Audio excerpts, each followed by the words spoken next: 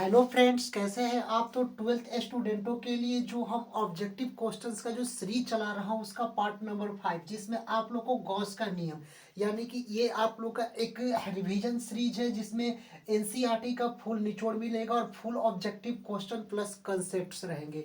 और ये आप लोग को 45 डेज का क्रैश कोर्स है जिसमें ऑब्जेक्टिव क्वेश्चंस के कंसेप्ट जिस टाइप्स के आप लोग को कंसेप्ट बनते हैं, जैसे गॉस का नियम अभी आपको बताएंगे, जिसमें जिस टाइप से गॉस के नियम के क्वेश्चंस बनते हैं, कंसेप्ट बनते हैं, ऑब्जेक्टिव क्वेश्चन, इसके बारे में आप लोग को हम बता देंगे। तो ये क्लासेज जो ऑब्जेक्टिव क्वेश्चंस के लिए बहुत ही बेनिफिशियल हो रही। और ये क्लास नंबर क्या है, 4। अभी तक पार्ट 3 तक क्लास नहीं जाकर देखे तो जाकर the real coach defence academy के प्लेलिस्ट में देख लेना है। और पूरे बेसिक से आप लोग को बताए हैं कहाँ से क्वेश्चंस बनेंगे, यानी ऑब्जेक्टिव क्वेश्चंस आप लोग को कहाँ कहाँ से यानी कि गॉस के नियम से में बनेंगे। और ये एनसीईआरटी का इसमें क्या रहेगा, फुल निचोड़ रहेगा। तो सबसे पहले हम लोग चलते हैं गॉस का नियम, यानी कि गॉस का नियम क्या है।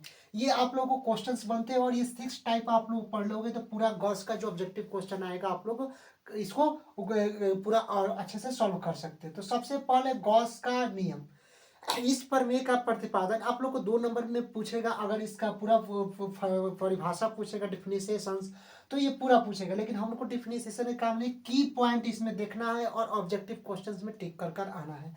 तो चलिए परिभाषा भी बता देते हैं कि गॉस का नियम। तो सबसे पहले गॉस का नियम, इस नियम का प्रतिपादन सबसे पहले कॉल फ्रेडरिक गॉस ने किया था। इनके अनुसार किसी भी बंद पृष्ठ, अगर मान लीजिए कि इसके बंद पृष्ठ, किसी भी बंद पृष्ठ से गुजरने वाला विद्युतीय फ्लक्स, मान लीजिए कि एक बंद पृष्ठ है और इससे गुजरने वाला क्या होता है, विद्युतीय फ्लक्स, यानी कि किसी एक बंद पृष्ठ हो गया यानी कि स्पेयर हो गया और इससे गुजरने वाला क्या, विद्युतीय फ्लक्स। विद्युतीय फ्लक्स को आप लोग को पढ़ा चुका, किसे सूचित किया जाता है, फाई ई से। तो इससे गुजरने वाला विद्युतीय जो फ्लक्स फाई ई होता है,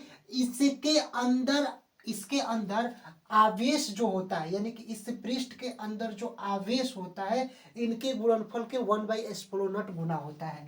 यानी फाई ई बराबर क्या होता है, क्यू आवेश हो गया और इनके अंदर क्या होता है, 1/ε0 गुना होता है, जिसको ये ε0 गुना होता है।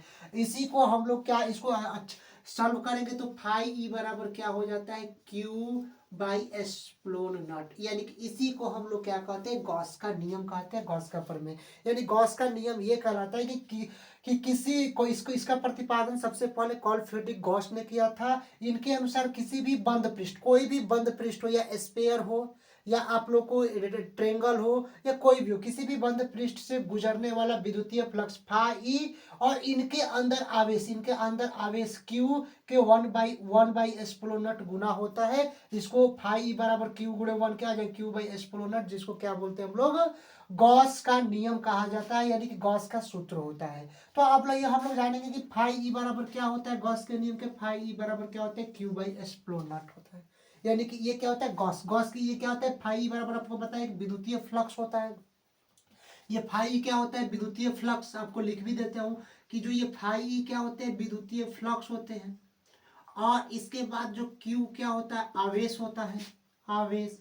और एस्फ्लोर नट होता है जो सापेक्ष में क्या होती है, इसकी विद्युतशीलता होती है। अब इसमें आते की पॉइंट अगर आ जाएगा कि गॉस के नियम का सूत्र क्या होगा। अगर क्वेश्चंस में ऑब्जेक्टिव क्वेश्चन इसकी पॉइंट से कैसे बनेंगे कि गॉस का जो प्रमेय होता है, गॉस का जो नियम होता है, इसका सूत्र क्या होता है, तो फाई ई बराबर Q/ε0 होता है। फाई ई क्या होता है, विद्युत फ्लक्स होता है। क्यू आवेश होता है और एस्प्लोनट यानी कि सापेक्ष इसकी क्या होती है, विद्युतशीलता होती है। एस्प्लोनट का मान कितना होता है, ये जो एस्प्लोनट होता है इसका मान कितना होता है, तो हमेशा आप लोग याद रखना, क्वेश्चंस में आ जाएगा 8.84 गुणे 10 के पावर -12, यानी एस्प्लोनट का जो यहाँ पर एस्प्लोनट का मान कितना होगा, 8.84 गुणे 10 के पावर -12 हो जाएगा। तो ये गॉस का प्रमेय हो गया। और इससे क्वेश्चन आता है कि अगर मान लीजिए कि आवेश, अगर किसी पृष्ठ का विद्युतीय फ्लक्स का आवेश इतना है और यहाँ पर एस्प्लोनट का तो मान हो गया, तो ये बताइए कि इसका टोटल का गॉस का नियम का जो विद्युतीय फ्लक्स इतना है और इतना है, तो इसका आवेश ज्ञात कीजिए। इसमें न्यूमेरिकल बन जाता है, तो न्यूमेरिकल भी हो जाएगा। अब आते हैं इसकी आवश्यक शर्त, यानी कि गॉस के जो पृष्ठ होते हैं उसके आवश्यक शर्त क्या होते हैं। तो पहला बंद पृष्ठ के लिए ये लागू होता है। जो गॉस का जो प्रमेय होता है, जो गॉस का नियम होता है, यह बंद पृष्ठ के लिए लागू होता है, खुला पृष्ठ के लिए लागू नहीं होता। यहाँ पर भी देखिए बंद पृष्ठ है तभी होगा, लेकिन इसी को अगर हम कहेंगे कि क्या एक खुला पृष्ठ ऐसे कर देते हैं और इसका विद्युतीय फ्लक्स है, सॉरी इसका जो गॉस का प्रमेय का विद्युतीय फ्लक्स होगा, तो ये नहीं होगा।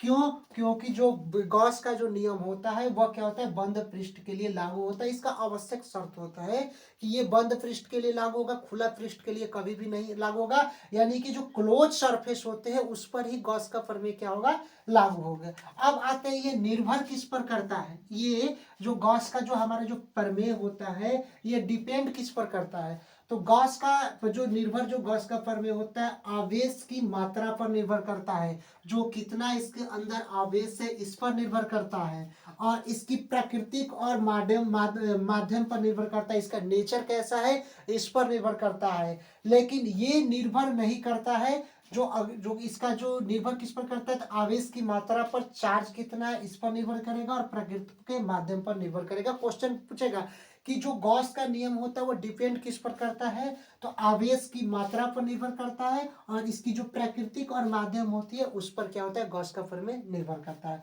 लेकिन गॉस का प्रमेय निर्भर नहीं करता, ऑप्शन में आ जाएगा। जो गॉस का जो लॉ होता है वह क्या होता है कि वह डिपेंड नहीं होता है, तो आकार पर नहीं डिपेंड होता है। यानी कि अगर मान लीजिए कि एक दो, हम आपको फिगर में आपको बता देते हैं कि एक गोला इतना छोटा ले लिए और एक गोला इतना बड़ा ले लिए। अब हम पूछेंगे कि इसका जो इस पर भी प्लस क्यू आवेश है और इस पर भी प्लस क्यू आवेश है। अब पूछेंगे कि दोनों के लिए गॉस के नियम के जो इसका सूत्र क्या होगा, तो दोनों के लिए फाई ई बराबर क्यू बाई एप्सिलॉन नॉट ही होगा। यानी कि दोनों के लिए फाई ई बराबर क्यू बाई एप्सिलॉन नॉट होगा। इससे हम क्या समझा रहे हैं कि ये जो निर्भर नहीं करता है कि आकार या आकृति, आकार कितना बड़ा हो, फिगर कुछ भी हो, उस पर डिपेंड नहीं करेगा। वह डिपेंड किस पर करता है, तो आवेश की मात्रा पर डिपेंड करता है और उसकी प्रकृति के माध्यम पर निर्भर करता है। कौन? तो गॉस का जो प्रमेय होता है। अब हम लोग आते हैं और निर्भर नहीं कर किस पर करता है, तो आकार या आकृति पर आप लोग को निर्भर नहीं करता है, केवल आवेश की मात्रा पर और प्राकृतिक पर निर्भर करता है।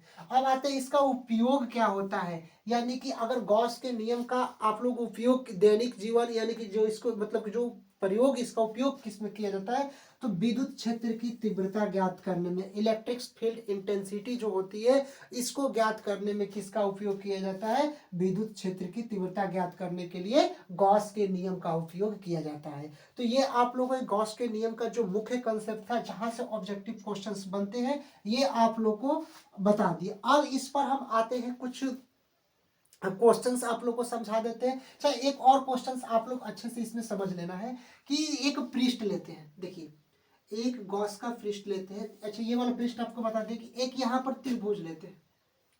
मान लीजिए कि एक यहाँ पर क्या ले लिए, ट्रेंगल ले लिए, और इसके अंदर आवेश क्यू है, और पूछेंगे कि यहाँ पर फाई ई यानी कि गॉस के प्रमेय का विद्युतीय फ्लक्स कितना होगा, तो क्यू बाई एप्सिलॉन नॉट गुना होगा। क्या होगा, क्यू बाई एप्सिलॉन नॉट गुना होगा। और इसमें भी गोला, एक गोला हो गया, तो इसका भी फाई ई क्या होगा, क्यू बाई एप्सिलॉन नॉट होगा, जो इसका गॉस के नियम पूछे जाएगा। लेकिन अगर इसी गोला को अगर हम काट देते हैं, यानी ये हो गया, अगर इसी गोला को हम काट देते हैं यहाँ पर इस गोला को काट दिए और यहाँ पर छोड़ दिए, यहाँ पर सीधा इसको छोड़ दिए, तो क्या इसका विद्युतीय फ्लक्स निकल जाएगा? नहीं। अर्ध गोला हो चाहे कुछ भी गोला हो, उस पर विद्युतीय फ्लक्स नहीं निकलेगा। क्यों?